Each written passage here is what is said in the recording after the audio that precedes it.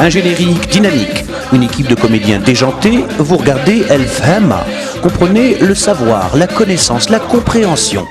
Avec ses 10 à 15 millions de téléspectateurs chaque semaine, c'est l'une des émissions les plus populaires en Algérie. Elle fait plus d'audience que le JT national.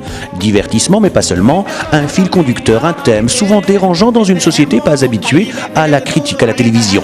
Voici Selim et Sally, un couple à l'antenne. Ce jour-là, madame s'interroge sur le rôle de la femme en Algérie en prenant exemple ailleurs. L'autre de France, Ségolène Royal. C'est qui cette cigarette royale ? Ségolène Royal.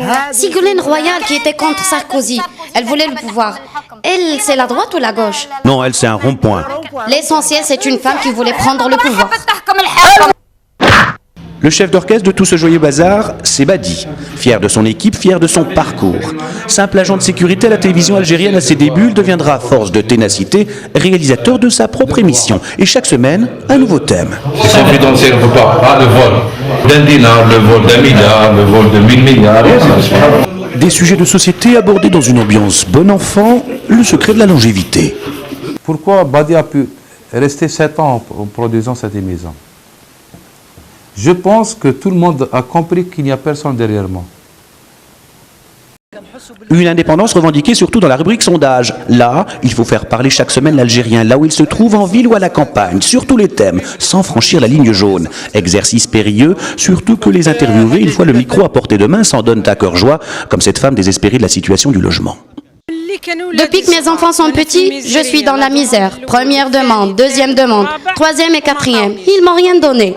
Là où tu vas, c'est le piston. Mais celui qui n'en a pas, il fait quoi? Moi, j'en ai pas, j'ai que le bon Dieu.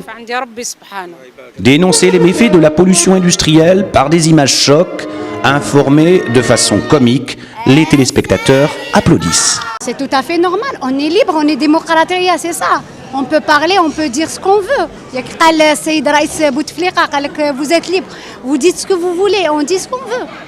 Dire ce que l'on veut, enfin, pas tout à fait. Des sujets restent tabous. L'objectif aussi, c'est de rester à l'antenne.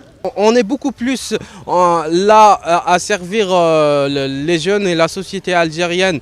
Donc ce qu'on devrait faire, c'est rester là à les servir que de faire un scandale ou de faire quelque chose pour passer pour des héros et que les gens disent voilà ce qu'ils ont fait, ils sont forts.